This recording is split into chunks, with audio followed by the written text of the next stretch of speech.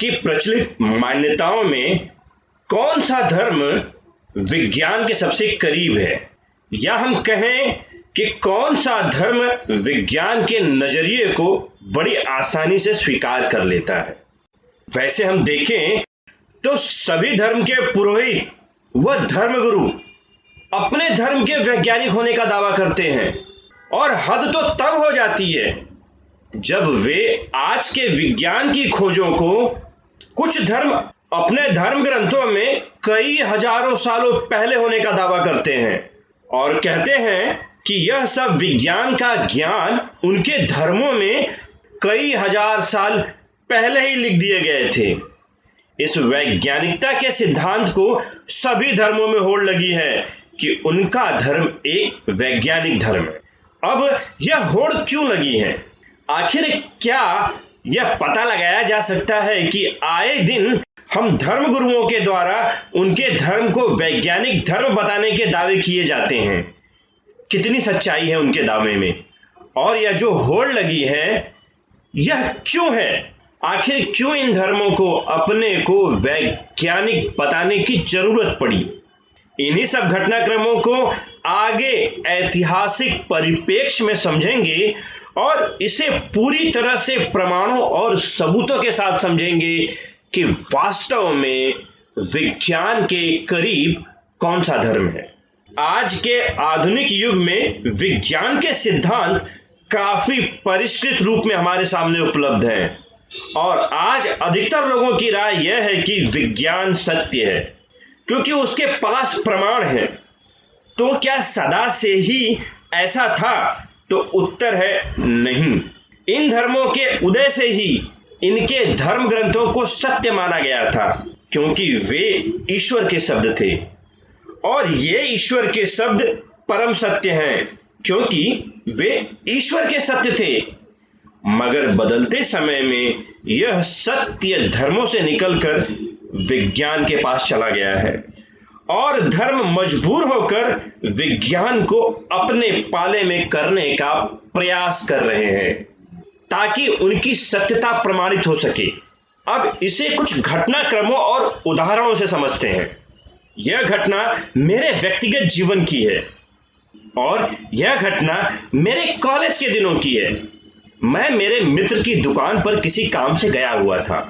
तभी कुछ ईसाई मिशनरियों के कुछ लोग दुकान पर आ गए, और उनमें से कुछ लोग मेरे पास आकर उन्होंने एक चित्र दिखाया और कहा कि यहाँ आप क्या देख रहे हैं? चित्रों में कुछ मनुष्य के चित्र बने हुए थे। मैं उस चित्र को समझ नहीं पाया, और फिर मैंने उनसे ही पूछा, आप बता दीजिए। फिर उन्होंने कहा कि क्या आप इस मनुष्य को देख रहे हैं? मैंने कहा हाँ। क्या यह आपको प्रसन्न दिखाई दे रहा है? मैंने कहा हाँ, क्योंकि वह व्यक्ति चित्र में मुस्कुराता हुआ दिखाई दे रहा था। उन्होंने आसपास के बाग बगीचे दिखाए, और फिर उन्होंने मुझसे पूछा कि क्या आप ऐसी जगह जाना चाहते हैं जहां पर केवल खुशियां ही खुशियां हों? तब मैंने पूछा, कहां पर है यह जगह? उन्होंने कहा, यह हेवन है, यानी स्वर्ग, जहां पर हम अनंत काल तक प्रसन्नचित्त और खुशियों के साथ रहेंगे। कोई चिंता नहीं, कोई परेशानी नहीं, केवल आनंद ही आनंद। और यहाँ पर इस जीवन के बाद के जीवन में हमारे प्रभु ईसा मसीह की कृपा से जाया जा सकता है। इतना ही सुनते मुझे पूरे चर्चा का आशय समझ में आ गया। खैर, काफी समय सुनने के बाद मैंने उनसे एक प्रश्न पूछा कि मैंने पढ़ा है कि आपके धर्म ग्रंथ के अनुसार पृथ्वी चपटी है, मगर धरती तो गोल या अंडाकार है। इतना प्रश्न पूछते ही उन्होंने पूछा कि किसने कहा है कि पृथ्वी चपटी है, और हम ऐसा मानते हैं। मैंने कहा कि मैंने पढ़ा है। फिर उन्होंने अपनी धर्म पुस्तक मेरे पास ले आए और मुझे धर्म पुस्तक की एक लाइन दिखाया जिसमें पृथ्वी के घेरे में लिखा हुआ था, और कहा कि विज्ञान ने बताया कि धरती गोल या अंडाकार है। यह तो हमारे धर्म ग्रंथ में पहले से ही लिखा हुआ है कि धरती गोल है। और देखिए यहां पर पृथ्वी के घेरे शब्द साफ साफ लिखा हुआ है। तब मैंने उनसे पूछा कि पृथ्वी की घेरे में की जगह पृथ्वी गोल है या अंडाकार है, ऐसा स्पष्ट रूप से क्यों नहीं लिखा है। तब उन्होंने कहा कि पृथ्वी के घेरे का मतलब क्या होता है, यानी कोई वस्तु गोल है तभी उसका घेरा होगा। यह बात तो बहुत पहले ही हमारे धर्म ग्रंथ में बता दी गई थी। उनकी काफी समय तक मुझसे बहस होती रही। अंत में वे थक हार कर चले गए। तो यहां पर इस घटनाक्रम से बड़ी अजीब स्थिति उत्पन्न हो गई। क्या वास्तव में बाइबल में धरती गोल या अंडाकार है, यह पहले ही बता दिया गया था? और आए दिन धर्म के पुरोहित अपने अपने धर्म में इसी प्रकार के दावे करते हैं। तो अब आगे इसी घटनाक्रमों को देखते हैं कि क्या इस प्रकार के ज्ञान वास्तव में धर्म ग्रंथों में हैं। इसके लिए हमें इतिहास में जाना होगा और इसके उदाहरण में गणितज्ञ व खगोल शास्त्री निकोलस कोपरनिकस का नाम आता है, जो कैथोलिक चर्च से भी संबंधित थे। 16वीं शताब्दी तक यूरोप में कैथोलिक चर्चों का बहुत बड़ा प्रभुत्व था और उस समय तक यूरोप के चर्चों में यह मान्यता थी कि ब्रह्मांड के केंद्र में पृथ्वी है और सूर्य, तारे व अन्य पिंड पृथ्वी का चक्कर लगाते हैं। मगर कोपरनिकस ने अपने निरीक्षण से पाया कि चर्चों की यह धारणा सही नहीं है, बल्कि पृथ्वी या हमारी धरती सूर्य का चक्कर लगाती है। खगोल विज्ञान के कई निरीक्षणों के आधार पर कोपरनिकस ने कई नए खगोल विचारों की खोज की, मगर वे जानते थे कि उनके द्वारा खोजे गए तथ्य चर्चों की मान्यताओं के विरुद्ध हैं। शायद यही वजह थी कि इससे जुड़ी पुस्तक के प्रकाशन में देरी हुई। खैर, जब इससे जुड़ी जानकारियां प्रस्तुत की गईं, वैसे ही कोपरनिकस का विरोध किया जाने लगा। चर्चों के द्वारा कोपरनिकस की खोजों की जांच की गई और उन्हें मूर्ख घोषित किया गया। हालांकि यह आधुनिक विज्ञान के खगोल शास्त्र और धार्मिक संगठनों या चर्चों के मध्य संभवतः पहला टकराव था, मगर यह शुरुआत थी धार्मिक विचारों और विज्ञान के टकराव की। जैसा कि हम जानते हैं कि आज के आधुनिक विज्ञान की नींव यूरोप में 16वीं शताब्दी से 17वीं शताब्दी में रखी गई थी। कई ढेर सारे नए विषय खोजे गए थे, जिनकी वजह से कई मान्यताएं बदली और यही कारण बना कि विज्ञान को यूरोप के चर्चों के गुस्से का शिकार बनना पड़ा। चर्चों के अनुसार उनके धर्म का आधार परमेश्वर है और परमेश्वर ने ही उनके धर्मों को संचालित किया है और विज्ञान के नए आविष्कारों को चर्च मानने को तैयार नहीं थे, क्योंकि इससे उनका परमेश्वर झूठा साबित हो जाता था। मगर सच किसी दावे और दबाने से नहीं बदलता, क्योंकि वह तो सच होता है। और इसी श्रृंखला में अगला नाम था महान खगोल शास्त्री गैलीलियो गैलीली का। उनकी सबसे बड़ी खोज थी टेलीस्कोप या दूरदर्शी। उन्होंने अपने द्वारा बनाए गए टेलीस्कोप के जरिए कई ग्रहों के बारे में बड़ी महत्वपूर्ण जानकारी दी और कोपरनिकस के सिद्धांतों का समर्थन किया। और इसके लिए उन्होंने कई प्रमाण दिए कि हमारी धरती या पृथ्वी सूर्य का चक्कर लगाती है, न कि सूर्य धरती का चक्कर लगाता है। यदि आज किसी से कहा जाए कि यूरोप के चर्च मानते थे कि सूर्य पृथ्वी का चक्कर लगाता है, इस बात पर 17वीं शताब्दी तक विश्वास किया गया था, तो शायद लोग अचंभे में ही होंगे कि यह कैसे संभव है कि चर्च सूर्य पृथ्वी का चक्कर लगाता है, इस पर 17वीं शताब्दी तक मानते रहे। और उससे बड़ा, जब कोपरनिकस ने बताया कि सूर्य पृथ्वी का चक्कर नहीं लगाता है, बल्कि हमारी धरती या पृथ्वी सूर्य का चक्कर लगाती है, तो उसे मूर्ख घोषित किया गया। मगर शायद गैलीलियो को यह भरोसा था कि वे अपने खोजों और उनके द्वारा खोजे गए प्रमाणों के सहारे चर्चों को भरोसा दिला पाने में सफल साबित होंगे। मगर उनकी सोच पूरी तरह से उल्टी पड़ गई। उनकी सराहना करने के बजाय चर्चों ने उनके इस कार्य को धर्मद्रोह के रूप में माना गया और इसे ईश्वर के प्रति अवज्ञा माना गया कि गैलीलियो चर्चों के परमेश्वर का अपमान कर रहे हैं और गैलीलियो को धार्मिक मान्यताओं और विश्वासों के विपरीत जाने का दोषी करार दिया गया और उन्हें कारावास की सजा सुनाई गई। वृद्ध गैलीलियो को बहुत अपमानित कर उन्हें जेल में डाल दिया गया। चर्च की तरफ से यह आदेश दिया गया कि गैलीलियो सार्वजनिक तौर पर माफी मांगे और कहें कि धार्मिक मान्यताओं के विरुद्ध दिए गए उनके सिद्धांत उनके जीवन की सबसे बड़ी भूल थी जिसके लिए वे शर्मिंदा है। और उन्होंने ऐसा भी किया, मगर इसके बावजूद उन्हें गृह कैद में रखा गया और इसी वजह से उनका स्वास्थ्य लगातार बिगड़ता गया और उनकी मृत्यु हो गई। कितनी विचित्र विडंबना है कि चर्च अपने को परमेश्वर के सत्य से प्रेरित हुआ बताते हैं और हजारों सालों से उनके परमेश्वर ने झूठ सिखाया था कि पृथ्वी का चक्कर सूर्य लगाता है। और जब गैलीलियो ने बताया कि हकीकत में पृथ्वी सूर्य का चक्कर लगाती है और इसके लिए उन्होंने समुचित प्रमाण दिए, तो भी उस सच्चाई को मानने के बजाय चर्च गैलीलियो की हत्या का कारण बने। उन्होंने ऐसा व्यवहार गैलीलियो के साथ में क्यों किया? क्या इसके कारणों को ढूंढा जा सकता है? अगर इसके कारणों को ढूंढें तो स्पष्ट है, चर्च द्वारा दिए गए शब्द परमेश्वर के शब्द हैं और परमेश्वर के शब्द गलत नहीं हो सकते हैं। मगर यहां पर एक भयंकर भूल चर्चों से हो चुकी थी कि वे एक झूठ का प्रचार कर रहे थे कि सूर्य पृथ्वी का चक्कर लगाता है।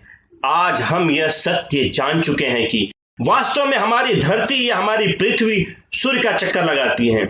ऐसा क्यों हुआ? इसकी केवल एक संभावना है, जो कि हम इन धर्म ग्रंथों को ईश्वर का शब्द मान बैठे हैं, वह सही नहीं है।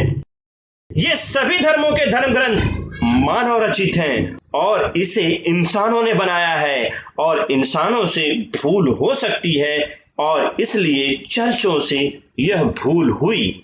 और ऐसा नहीं है कि यह केवल कुछ घटनाएं थीं, ऐसी कई घटनाएं थीं कि नई खोज के विरोध में चर्चों का व्यवहार बेहद दुखद रहा।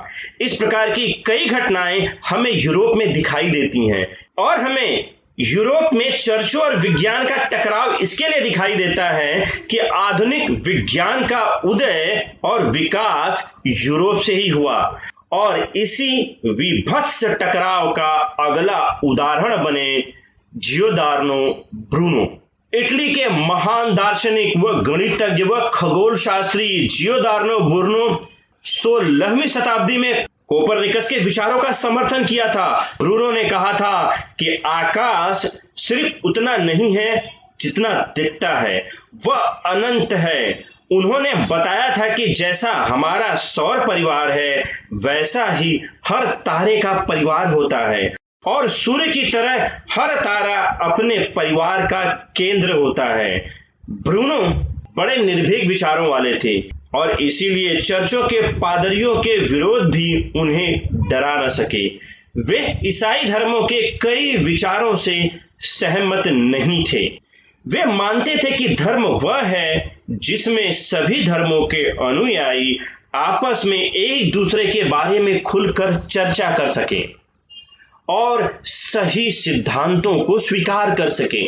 मगर उस समय के चर्चों ने उन्हें पूरी तरह से अस्वीकार कर दिया और ब्रूनो चर्चों के द्वारा दिए गए कठोर यातनाओं को सहते रहे। उन्हें कैद कर लिया गया और उनके 8 वर्ष बड़ी तकलीफ की हाल में जेल में बिताए गए। मगर इसके बावजूद भी ब्रूनो ने हिम्मत नहीं हारी और सच का समर्थन करते रहे। उन्हें न हारता देख 17 फरवरी सन 1600 में उस समय के पोप और चर्च के पादरियों ने खुले आम रोम में भरे चौराहे पर ब्रूनो को खंभे से बांधकर उनके शरीर पर तेल छिड़ककर आग लगा दी। उनके शरीर के कपड़े निकाल दिए गए और उनके मुंह को गोल गेट से बंद कर दिया गया ताकि वे चिल्ला ना सके, और उन्हें जिंदा ही जला दिया गया। क्या एक खगोल शास्त्री को अपनी खोजों के लिए इस प्रकार का दंड दिया जा सकता है? यह तो ईसा मसीह को सूली पर चढ़ाने की घटना से भी विभत्स था। ईसा को सूली पर चढ़ाया गया क्योंकि वे सत्य बोल रहे थे। तो ब्रूनो को जिंदा क्यों जलाया गया? क्या वे झूठ बोल रहे थे? जीसस की मृत्यु से भी भयानक मृत्यु ब्रूनो को जीसस के अनुयायियों द्वारा ही दी गई। क्या किसी को सत्य बोलने की इतनी खतरनाक सजा? आखिर क्यों हुआ ये सब? जिस विज्ञान ने इस दुनिया को इतना कुछ दिया, उन वैज्ञानिकों के साथ में इतनी बड़ी निर्दयता। यूरोप और पूरी दुनिया का इतिहास भरा पड़ा है इस प्रकार की घटनाओं से। आखिर धर्म इतना शत्रुतापूर्ण क्यों हो जाता है? जहां पर धर्म सत्य होने का दावा करता है, उसे प्रमाणों के साथ व्यवहार करना चाहिए, वहीं धर्म इतना विध्वंसक क्यों हो जाता है? क्या धर्मों के सत्य इतने कमजोर हैं कि किसी के कहने पर हिल जाते हैं? और इन घटनाओं पर पोप या चर्चों की प्रतिक्रिया बेहद निराशाजनक रही। 1992 में पोप ने स्वीकार किया कि चर्चों का रवैया गैलीलियो के प्रति सही नहीं था। मतलब 350 वर्ष लग गए गलतियों को स्वीकार करने में। और सबसे बड़ी समस्या तो तब पैदा होती है जब धर्म अपने ग्रंथों को ईश्वर का शब्द स्वीकार करने के लिए कहते हैं। शायद धर्मों के शत्रुतापूर्ण व्यवहार का यही कारण है। और अपने आप में ये घटनाक्रम तो यही बताते हैं कि सभी धर्म मानव रचित हैं और उनमें भूल की संभावना हो सकती है। और जो लोग अपने धर्म को सबसे वैज्ञानिक होने का दावा करते हैं, क्या उन्हें पता है कि विज्ञान का नजरिया क्या है, या वो ऐसे ही कह देते हैं? तो अब कुछ बुनियादी विज्ञान के सिद्धांतों को समझते हैं और विभिन्न धर्मों के नजरिए को समझते हैं, और यह निर्णय आप स्वतः करें कि कौन सा धर्म विज्ञान के सबसे करीब है। विज्ञान के प्रमुख सिद्धांत केवल प्रमाणों के जरिए सिद्ध होते हैं, और हालांकि इन प्रमाणों के संदर्भ में भी प्राचीन भारतीय दर्शन में भी काफी चर्चा हुई है। प्रमाणों के कुल 3 प्रकार बताए गए हैं। पहला है प्रत्यक्ष प्रमाण, यानी अगर कोई बात किसी प्रत्यक्ष प्रमाण के आधार पर कही जाए तो कोई उसे इनकार नहीं कर सकता। प्रत्यक्ष को प्रमाण की जरूरत नहीं, क्योंकि प्रत्यक्ष समक्ष है, वह आपके सामने हो रहा है। सूर्य और चंद्रमा के अस्तित्व से कोई इनकार नहीं कर सकता, क्योंकि वह आपके सामने उगता है। न्यूटन का गुरुत्वाकर्षण बल आपके सामने होता है कि जैसे किसी फेंकी हुई वस्तु धरती के गुरुत्वाकर्षण बल के कारण नीचे ही गिरती है। यह आपके सामने होता है और आपको इसे मानना होगा। इसीलिए इसे प्रत्यक्ष प्रमाण कहा जाता है कि विज्ञान केवल प्रत्यक्ष प्रमाण को मानता है। प्रमाणों की अगली श्रृंखला में अनुमान प्रमाण आता है, जिसका अर्थ है कि प्रत्यक्ष प्रमाण के आधार पर किसी घटना का अनुमान लगाना। और तीसरा प्रमाण है शब्द प्रमाण। शब्द प्रमाण का अर्थ है कि किसी महानुभाव द्वारा कहा गया कथन या धर्म ग्रंथ के कथन, यह केवल धर्म ग्रंथों के शब्द हैं या किसी महानुभाव द्वारा कहे गए हैं, या ये ईश्वर परमेश्वर के शब्द हैं, इसलिए इसे मान लेना चाहिए। ऐसे प्रमाणों की स्वतः कोई प्रामाणिकता नहीं होती है। उदाहरण के तौर पर जीसस न्याय के दिन लोगों को स्वर्ग ले जाएंगे और इस घटना की जांच भी नहीं की जा सकती है। यह केवल धर्म ग्रंथों के शब्द हैं, इसके लिए आपको मानना चाहिए। इसके लिए इन्हें शब्द प्रमाण माना जाता है।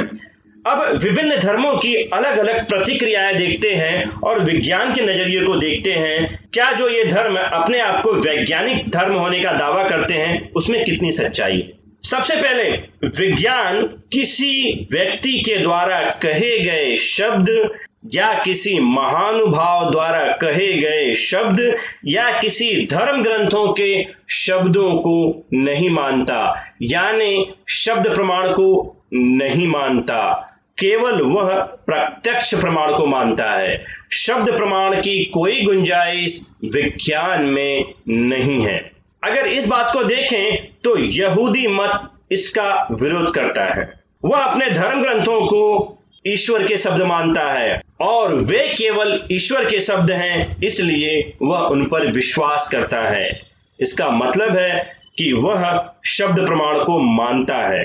और ईसाई धर्म भी शब्द प्रमाणों को मानते हैं, यानी उनके धर्म पुस्तक ईश्वर द्वारा कहे गए हैं, इसलिए वे उन्हें मानते हैं। इस्लाम धर्म भी शब्द प्रमाणों के ऊपर विश्वास करता है और हिंदू धर्म भी शब्द प्रमाणों के ऊपर विश्वास करता है कि ईश्वर द्वारा कहे गए शब्द होते हैं और वे मानते हैं। वहीं पर बौद्ध धर्म शब्द प्रमाणों को नहीं मानता।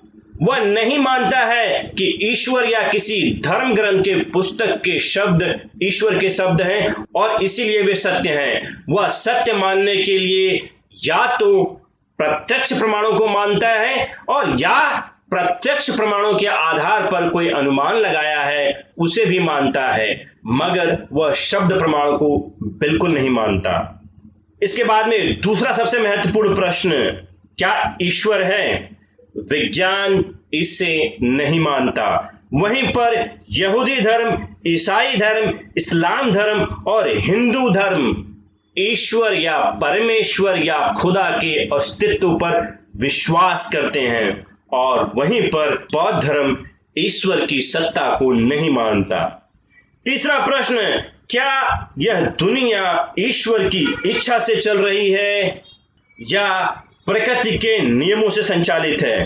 तो वहीं पर यहूदी धर्म, ईसाई धर्म और इस्लाम धर्म यह मानते हैं कि यह दुनिया ईश्वर की इच्छा से चल रही है और वहीं पर हिंदू धर्म कर्म फल के भी सिद्धांत को मानता है, यानी हम कह सकते हैं कि वह ईश्वर की इच्छाओं को मानता है और उसके साथ साथ में कर्म फल के सिद्धांत को स्वीकार करता है। और वहीं पर बौद्ध धर्म और विज्ञान दोनों यह नहीं मानते हैं यह दुनिया ईश्वर की इच्छा से चल रही है, बल्कि वे मानते हैं कि यह दुनिया प्रकृति के नियमों से चल रही है। और तथागत बुद्ध ने इसी संदर्भ में प्रतीत समुत्पाद के नियम की व्याख्या की है। और अगला प्रश्न, क्या आत्मा, सोल या रूह होती है? तो यहूदी, ईसाई, इस्लाम और हिंदू धर्म इन पर विश्वास करते हैं। वहीं पर बौद्ध मत पूरी तरह से विज्ञान के नजरिए से मेल खाता है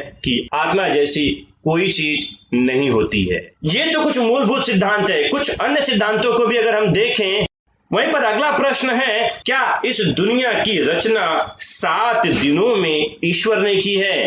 तो यहूदी मत, ईसाई मत और इस्लाम इस सिद्धांत को स्वीकार करता है और वहीं पर हिंदू धर्म रचना के सिद्धांत को स्वीकार करता है। मतलब इंसान की रचना ब्रह्मा के द्वारा की गई है। और वहीं पर बुद्ध इन जगत के प्रश्नों पर मौन रह जाते हैं, यानी वे इनमें से किसी भी प्रकार की चीजों का समर्थन नहीं करते हैं या वे रचना के सिद्धांत को स्वीकार नहीं करते हैं।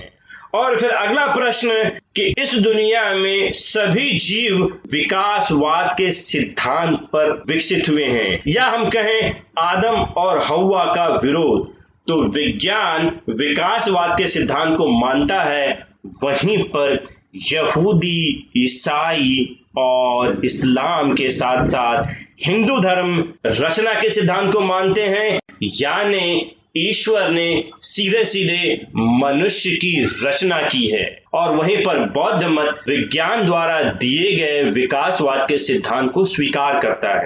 तो अगर हम इसे एक सेसरी निगाह से देखें तो आपको यहां से अंदाजा लग सकता है कि इन मूलभूत प्रश्नों के आधार पर विज्ञान के करीब कौन सा धर्म है।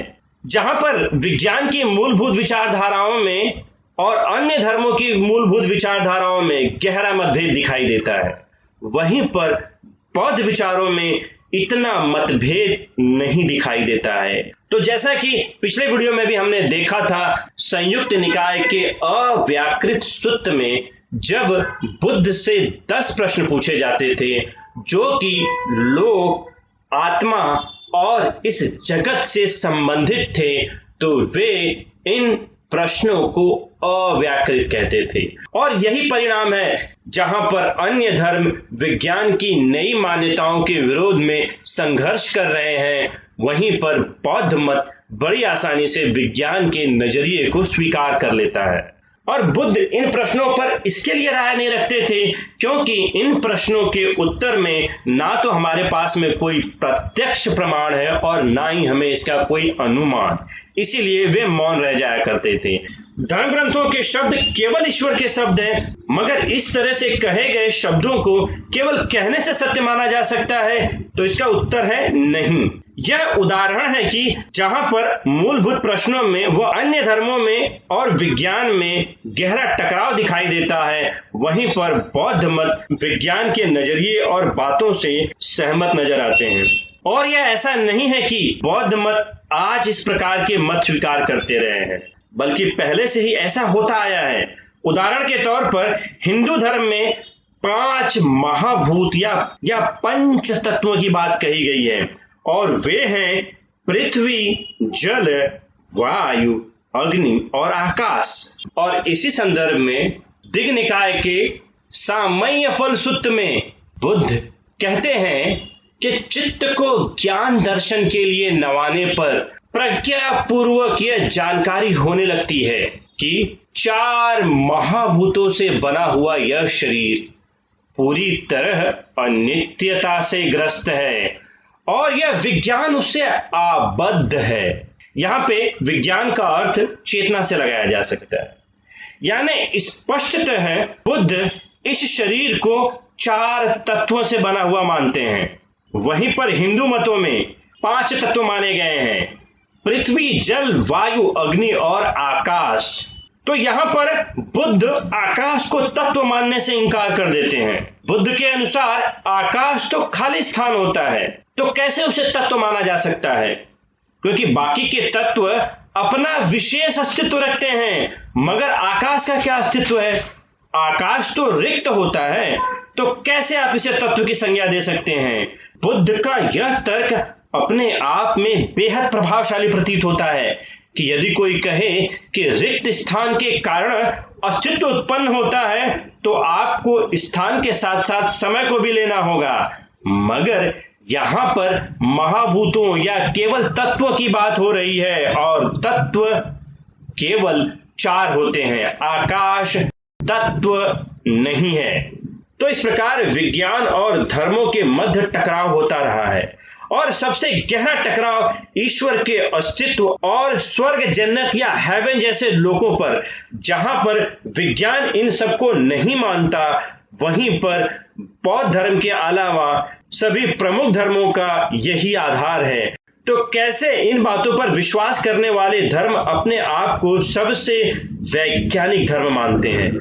हो सकता है कि कुछ बौद्ध मत और विज्ञान के नजरिए में समानता ना हो, मगर अधिकतर मामलों में विज्ञान के सबसे करीब तथागत बुद्ध के संदेश थे। और इसी श्रृंखला में एक और गहरा नाम उभरता है, और वो नाम है मशहूर चार्ल्स डार्विन का विकासवाद का सिद्धांत।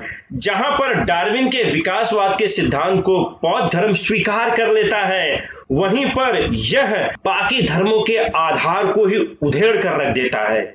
और अब अगले वीडियो में समझेंगे कि डार्विन का सिद्धांत क्या है और क्यों, और जहां पर बौद्ध मत इसे स्वीकार कर लेता है, वहीं पर बाकी सभी धर्म इससे पूरी तरह से भयभीत हैं। धन्यवाद।